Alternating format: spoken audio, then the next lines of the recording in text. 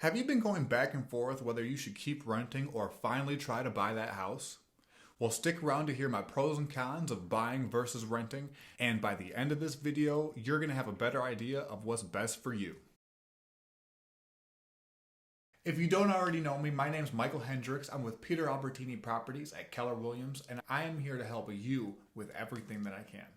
Pros of renting: it is going to be the easier option, especially if you get in with a private landlord. There's going to be less of a commitment, which is great, especially if you still want to explore around. Cheaper to get into up front. Oftentimes you only have the security deposit, first month's rent, and application fee. Someone else has to deal with the repairs. Cons of renting are the rent can go up whenever they decide. You're unable to customize or get creative, or you have to change it back the way it was before you move out.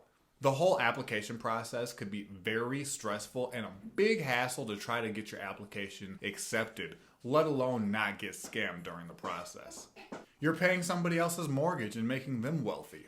Having to wait for somebody else to schedule the repairs if you can even get a hold of them.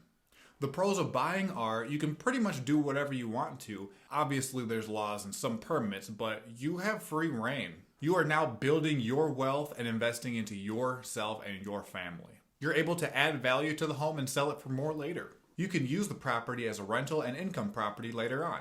In addition to that, you can use the property as leverage to acquire even more properties. And if you want to keep it, you can use it to pass on a legacy to your children.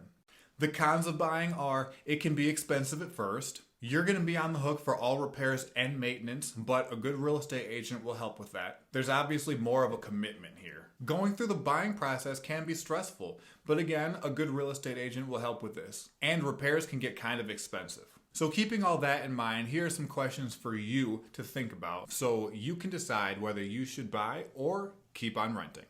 How are your finances and job history? Keep in mind, lenders are going to want at least 2 years of job history and a decent credit score. You're going to need a down payment and reserves. Most down payments could be anywhere from 0%, but most of the time between 3 and 5% of the purchase price. Closing costs are going to be another 2 to 3% of the purchase price, but both those numbers are going to be paid at closing. You will probably have inspections that come out of pocket prior. So keep that in mind. Are you ready to put roots down, or do you want to keep exploring? Are you ready to start investing in yourself, or do you currently have other priorities? I hope those pros, cons, and questions about buying versus renting helps you decide what's best for you. Give me a call when you're ready to move forward, and remember, it's never too early to start planning your next move.